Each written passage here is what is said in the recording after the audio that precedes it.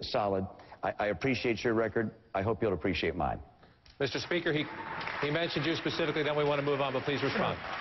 Well, the fact is that I voted with Henry Hyde, who was the leading pro-life advocate in the House for a generation.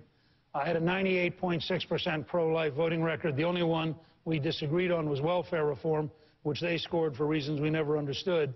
But otherwise, it was a perfect record on pro-life. When I was Speaker, we twice passed a bill that actually Rick was very active in to end partial birth abortion. Twice it was vetoed by Clinton, but twice we passed it.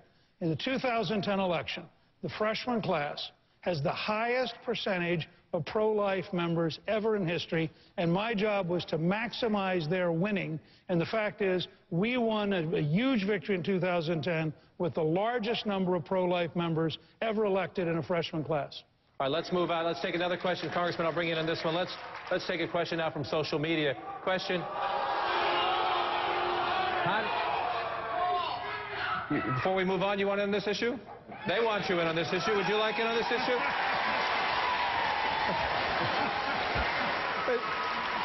But John, once again, it's a medical subject, and I'm a doctor, you know.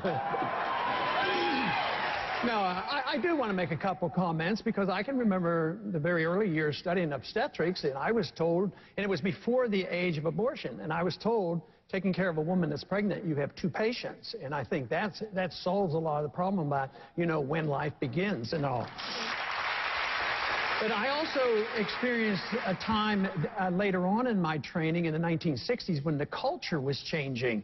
The Vietnam War was going on, the drugs were there, and pornography came in, and abortion became prevalent even though it was illegal. So the morality of the country changed, but then the law followed up. When the morality changed, it will reflect on the laws.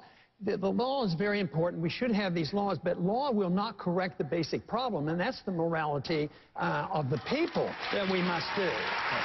Now, just very, very briefly, I want to talk a little bit about that funding, because the flaw there is if you send funding out and you say, well, you can have it for birth control but not for abortion, all funds are fungible.